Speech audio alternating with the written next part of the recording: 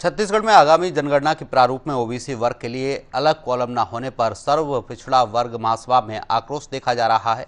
इसी मांग को लेकर सूरजपुर में महासभा के सदस्यों ने संयुक्त कार्यालय पहुंचकर राज्यपाल के नाम कलेक्टर को ज्ञापन सौंपा है। संगठन ने जनगणना में ओबीसी वर्ग के लिए अलग कॉलम जोड़ने की मांग की है।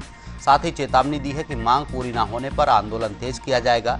इसके तहत 26 अप्रैल को संभाग स्तरीय रेल रोको आंदोलन की घोषणा की गई है, जिसमें बड़ी संख्या में लोगों के शामिल होने की बात कही जा रही है।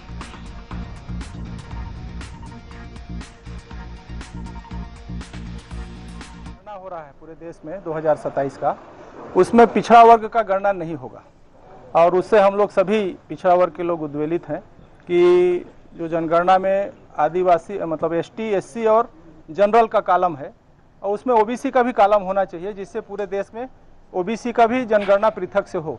उस मांग को लेकर के आज हम लोग कलेक्टर महोदय और एसपी महोदय को ज्ञापन दिए हैं, महामहिम राष्ट्रपति और भारत के प्रधानमंत्री जी के नाम से भी।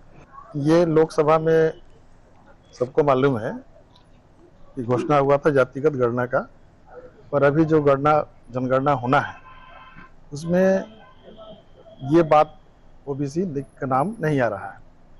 ओबीसी छूट गए, एसटी, एससी और सामान्य वर्ग, तीन का ही गणना होना है। तो ऐसी स्थिति में हम लोग बाहर हो जाएंगे। तो कम से कम जिस बात का पवित्र सदन लोकसभा में घोषणा हुआ जातिगत गणना का, तो वो तो हो। अभी गजट नोटिफिकेशन हुआ है, उसमें शायद है नहीं, तो इसीलिए हम लोगों ने ज्ञापन देकर प्रशासन शासन को अवगत करा रहे हैं। देखिए, जो जनगणना